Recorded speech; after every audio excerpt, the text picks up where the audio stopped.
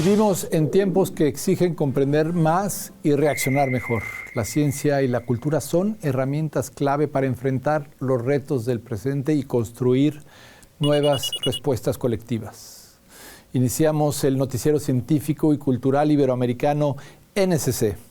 Prepárense para un recorrido por el impacto del conocimiento y la cultura en nuestras vidas, respaldado por la Asociación de Televisiones Educativas y Culturales Iberoamericanas, ATEI. Esto es lo más relevante de la ciencia y la cultura en Iberoamérica. La vulcanología combina observación de campo y tecnología para entender cómo se comportan los volcanes. En España, investigadores de la Universidad de Salamanca estudian el volcán de la Concepción para descifrar su dinámica y fortalecer los sistemas de alerta temprana. El desafío es enorme. Unos 800 millones de personas en el mundo viven a menos de 100 kilómetros de un volcán activo. Cada volcán es un problema distinto.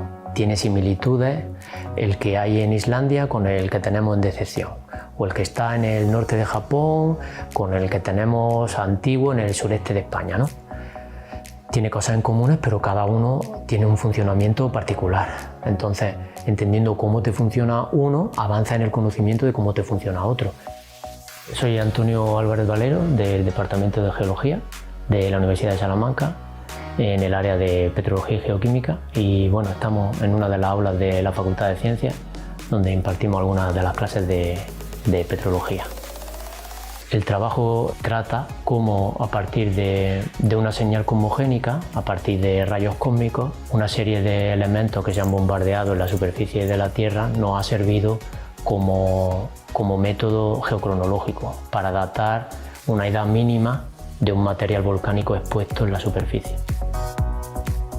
Se ha datado por primera vez el evento inicial, la formación de este volcán, de Isla Decepción, que es un volcán que nace en ambiente submarino. Entonces llega un momento en el que emerge el material y a partir de ahí empieza a recibir este bombardeo de radionucleidos cósmicos. La edad mínima para la formación del volcán es de 4 millones de años. El otro gran evento, que es el del colapso de Caldera, que data de en torno a 4.000 años desde el presente. El proyecto se ha encargado en intentar entender un poco los mecanismos de cómo funcionan las cámaras magmáticas en volcanes en ambientes polares, tanto en Antártida como en Polo Norte, y también en volcanes de alta altitud, donde hay un clima subpolar y entonces estacional con carga de hielo. Ya teníamos caracterizado un poco el funcionamiento de este volcán desde un punto de vista petrológico y geoquímico, y bueno, las señales que habíamos obtenido en algunos de esos materiales nos habían llamado la atención un montón.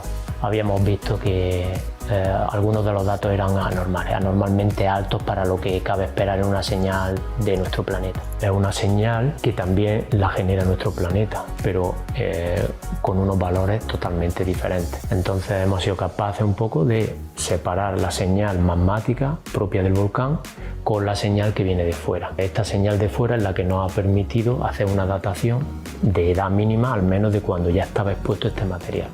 Dirigimos la investigación desde aquí, desde la USAL, y trabajamos con varios grupos internacionales, expertos en geoquímica y geoquímica isotópica especialmente.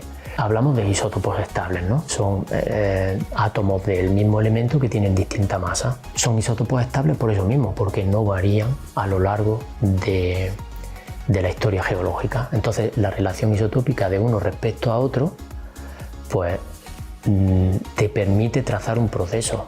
En este caso es un proceso de evolución del magma en profundidad hasta que sale a superficie, ¿no? El helio 3 solo aparece en el manto nuestro, ¿no? Cuando se generó nuestro planeta por acreción. Si obtienes valores anormalmente altos respecto a tu señal natural terrestre, es porque viene de fuera. Haciendo una serie de correcciones, conociendo la tasa de producción de ese radionucleido, pues estima, opera, hace una serie de ecuaciones hasta que consigue conocer durante cuánto tiempo ha estado bombardeado la superficie tuya recibiendo esa señal, y es la que te permite estimar esa edad, una edad mínima. Nosotros proponemos una tasa de producción de estos radionucleidos en latitudes polares más alta de la que se tenía controlada por el momento. tiene implicaciones pues, para gente que trabaje en cosmoquímica, para gente que trabaje en astronomía y que necesiten de estos datos. ¿Cómo funciona un sistema volcánico o un magmático volcánico desde el inicio hasta que tenemos la erupción? Nuestro grupo se caracteriza por eso, porque es muy interdisciplinar. Nos concentramos en intentar entender cómo funciona ese sistema magmático, pero antes de que la erupción esté ya en marcha. Intentamos abordar el problema desde las distintas disciplinas y es la mejor manera de afrontar un problema científico y de volcán o de geología en particular. Esa es nuestra contribución, sea a la parte científica base, sea a la parte científica de petrogénesis, sea a la parte de la erupción, desde un punto de vista predictivo. Hay un concepto teórico, ¿no?, que en vulcanología está estimado que hasta 10.000 años cualquier volcán que haya tenido algún tipo de actividad se considera activo. Si es anterior a 10.000 años ya se considera que está extinguido. Son volcanes en localidades tan remotas y de clima tan extremo y de tan difícil acceso. Estamos viendo que los valores que generaron las grandes erupciones están siendo parecidos a los que se están registrando ahora. ¿Qué puede implicar una erupción? Podría implicar, también puede estar diciendo que este magma en concreto tiene distintas cámaras magmáticas emplazadas a distintas profundidades. Las que están más someras, si están recargadas y están desgasificando lentamente, no conllevan un peligro grande, pero sí te está dando una señal parecida a la de la gran erupción.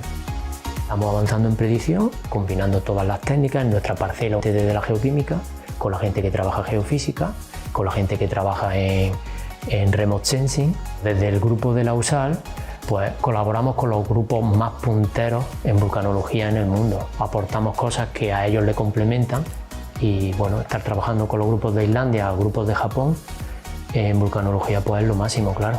Tenemos laboratorio de isótopos estables de la plataforma Nucleus, que tiene distintos espectrómetros de masas para estudios de relaciones isotópicas. Un laboratorio que lleva 30 y pico años, que nació aquí y que es referencia nacional absolutamente y bueno, competitivo internacionalmente. Avanzar en predicción volcánica al final lo que implica es que tienes un conocimiento lo más avanzado que puedes de la última erupción. Es la manera más clara de avanzar en predicción. En Colombia, los llamados maestros itinerantes recorren veredas y caminos rurales llevando la escuela hasta los hogares más apartados. Es un proyecto de la Universidad Nacional Abierta y a Distancia que busca garantizar educación en la primera infancia y promover la educación y la paz en Colombia. Con el propósito de promover el acceso y permanencia de firmantes de paz en el sistema educativo, la Universidad Nacional Abierta y a Distancia UNAD en Colombia, en alianza con la Agencia para la Reincorporación y Normalización ARN, desarrolló un proyecto llamado Maestro Itinerante, orientado a la educación formal y el desarrollo de habilidades para la vida civil y productiva de firmantes de paz y reincorporados. Los beneficiarios acceden a servicios de alfabetización, educación básica y media en modalidad virtual, a distancia o semipresencial desde sus propios territorios. Para ello, los docentes de la UNAD se desplazan hasta las comunidades rurales y apartadas, brindando acompañamiento y seguimiento de los estudiantes vinculados a la estrategia. El primer acuerdo que se hizo con la SAUCE. Como sabemos, la mayoría de ellos están en las zonas rurales, la gran mayoría. Y entonces, ¿qué hacemos nosotros? Los ayudamos a ellos a que retomen la civilidad, básicamente lo que nosotros hacemos.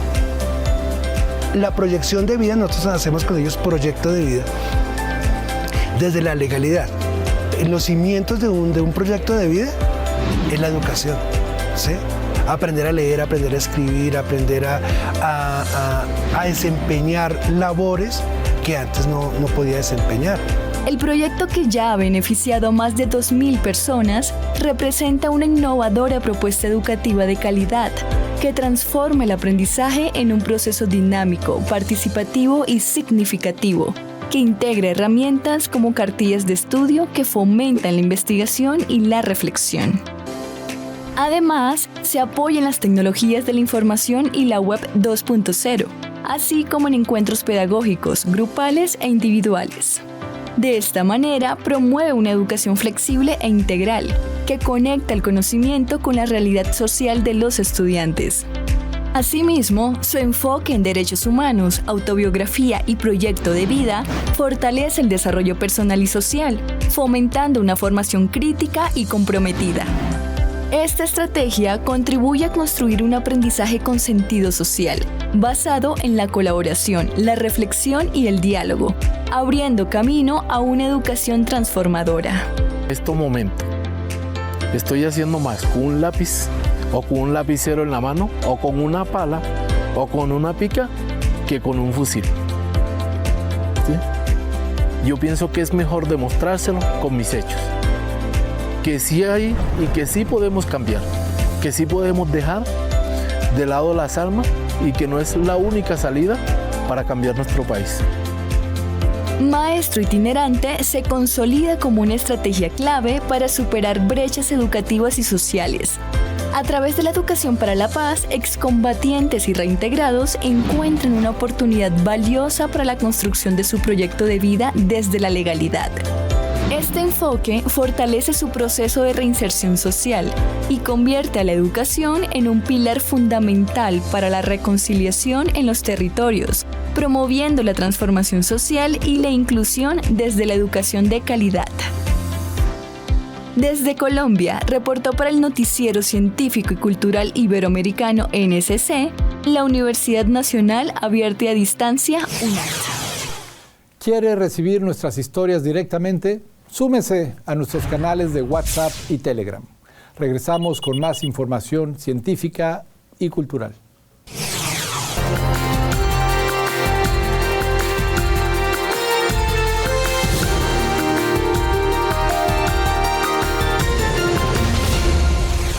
Albania sorprendió al mundo al presentar a Diela, la primera ministra creada con inteligencia artificial. Su misión es combatir la corrupción y mejorar la transparencia en un país donde el 30% de la población señala este problema como el principal reto nacional. Pero aunque el proyecto es innovador, no ha estado exento de polémicas sobre los riesgos de delegar funciones públicas en una entidad digital. Esta es Diela, la primera ministra en el mundo generada por inteligencia artificial. Fue presentada en enero como una asistente virtual para ayudar a la población a usar la plataforma oficial de Albania, que proporciona documentos y servicios. Y la semana pasada fue nombrada para hacerse cargo de todas las decisiones sobre las licitaciones de contratación pública. Según el primer ministro, el socialista Edi Rama, permitirá garantizar que las licitaciones estén 100% libres de corrupción y que todos los fondos públicos sometidos a este procedimiento sean perfectamente transparentes. El jueves, Diela tomó la palabra por primera vez ante el Parlamento y defendió su tarea. No estoy aquí para reemplazar a los seres humanos, sino para ayudarlos. De hecho, no tengo ciudadanía, pero tampoco tengo ambiciones ni intereses personales. Solo dispongo de datos y estoy ansiosa por aprender nueva información y tengo algoritmos a mi disposición para poner todo esto al servicio de los ciudadanos con imparcialidad, transparencia y sin cansarme jamás. El nombramiento de Diela ha sido duramente criticado por la oposición, que acusa al gobierno de solo querer llamar la atención. La ministra virtual aseguró en su discurso que el verdadero peligro para las constituciones nunca han sido las máquinas, sino las decisiones humanas tomadas por quienes están en el poder. No se dieron detalles de cómo fue generado su discurso. José Luis Salazar, escritor mexicano de 33 años, ganó con Sonautas el premio de novela juvenil de la Universidad Nacional Autónoma de México. Una obra experimental que combina guiños a la ciencia ficción, al Internet de los años 2000 y a la memoria afectiva de una generación para hablar de ausencias, amistad y resistencia. Hoy conversamos con él sobre literatura como un acto revolucionario. En este mundo podemos crear materia con el sonido de las palabras. Las palabras pueden modificar la realidad. es la premisa de Sonautas, primera obra del autor José Luis Salazar, que profundiza en un viaje de autodescubrimiento a través de la ficción. Empezó como un proyecto pandémico en el que yo tenía un poco la historia de hacer una novela musical. A mí lo que me interesaba como experimento era poner la música al servicio de la literatura, no la literatura al servicio de la música. En ese sentido, mi propia treta me jugó para bien porque empecé a notar que no era del todo musical, era sumamente sonora, ¿no? Entonces se encontraba este aspecto de sinestesia que el personaje haya como una especie de descubrimiento de superpoder. Los personajes que dan vida a la obra están basados en personas y experiencias cercanas al autor, quien nos cuenta cómo nació la inspiración para su personaje principal, de quien nunca conocemos el nombre, pero sabemos que se aísla del mundo con sus audífonos y los videojuegos para vivir sus aventuras. Yo tuve un compañero en la prepa que a mí me contaba que él vivía nada más con su abuelo. Y siempre fue muy hermético, siempre fue muy cerrado hacia sí mismo, cosa que yo también era, pero él era muchísimo más, ¿no? Él, a diferencia de los audífonos, usaba un Game Boy, ¿no? Que fue una manera también de abstraerse de la realidad, ¿no? Los dilemas que enfrenta el grupo de amigos en la obra Sonautas nos harán empatizar con sus historias de inmediato. La amistad, el amor, la depresión, la soledad, el abuso escolar, así como enfrentar un duelo, son temas notables que nos sumergen en esta narrativa. El personaje como que de alguna manera una de las etapas que sufre casi a lo largo de toda la novela es reconocer, o sea, para empezar a reconocer que hay un duelo ahí que ni siquiera él sabe que existe, ¿no? Pero pues lo tiene como una sombra, piedra, losa en la espalda y carga con ella, ¿no? Y a su vez algo que se le facilita, o sea, como su ayuda para cargar con este peso no reconocido del duelo, es la misma música. Sonautas es una novela que nos invita a reflexionar quiénes somos, que se atreve a jugar con las palabras a partir de recursos visuales y narrativos que la posicionan dentro de lo experimental. Es una obra que te emocionará en cada aventura de los protagonistas y podrás encontrarla en formato digital y físico en Libros UNAM.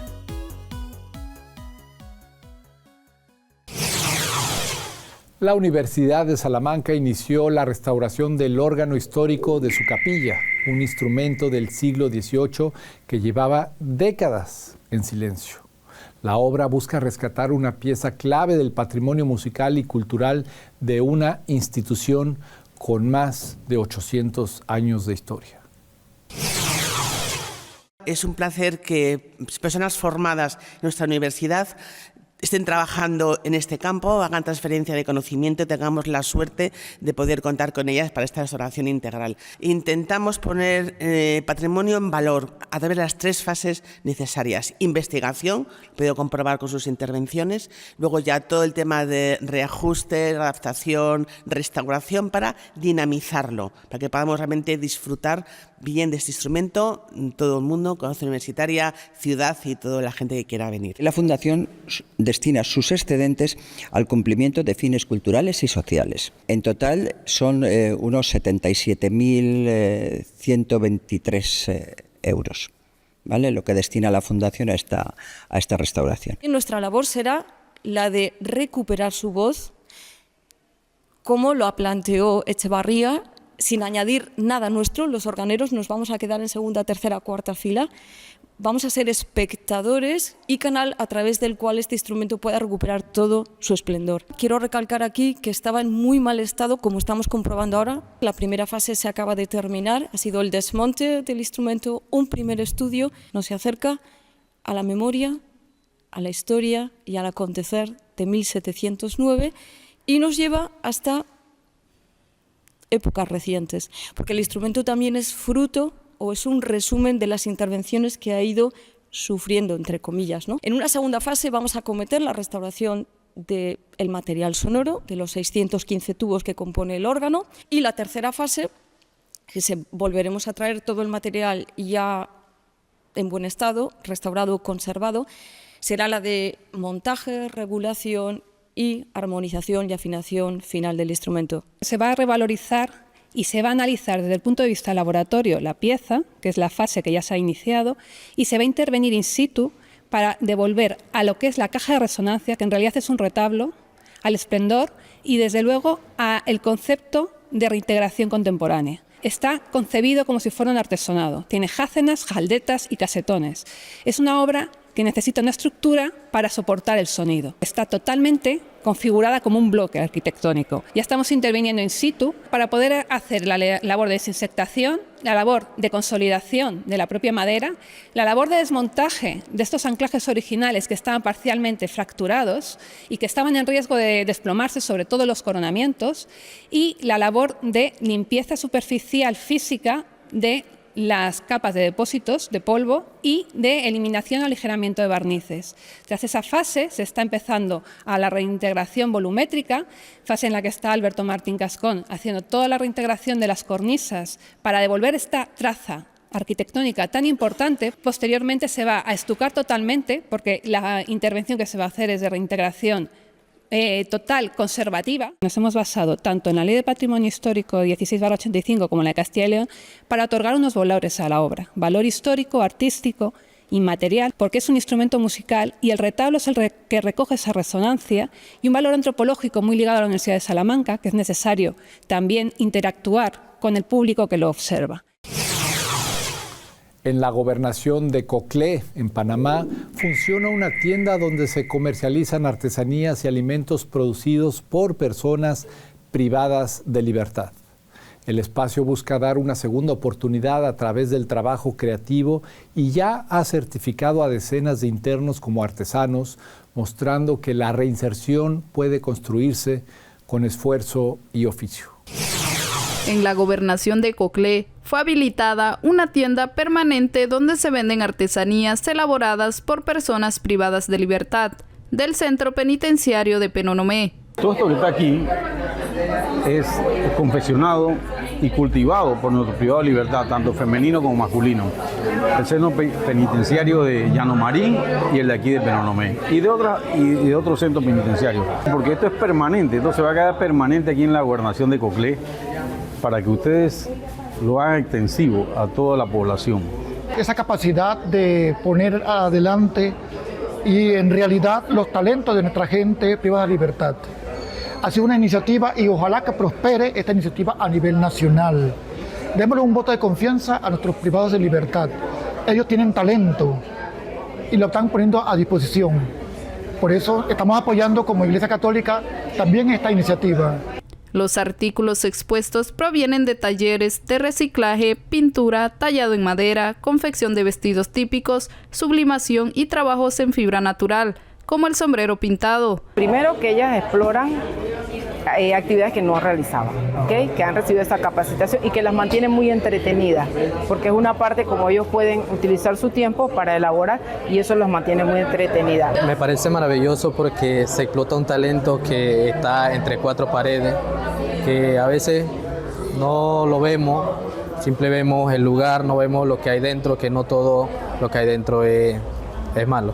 Y me siento agradecido con la Casa de Gobierno, con el gobernador y con las autoridades que nos han dado la oportunidad. La tienda funcionará de lunes a viernes de 8 de la mañana a 4 de la tarde, permitiendo a la ciudadanía adquirir estos productos de manera directa. Muchas gracias por acompañarnos en el noticiero científico y cultural iberoamericano NSC. Agradecemos a los socios de ATEI que a través de sus plataformas hagan posible este noticiero, al igual que a las agencias informativas AFP, EFE, Xinhua y Deutsche Welle. Mi nombre es Iván Carrillo. Les invito a visitar nuestra página noticiasnsc.com y a seguirnos en nuestras redes sociales. Somos @NSC Iberoamérica. La próxima semana más información científica y cultural.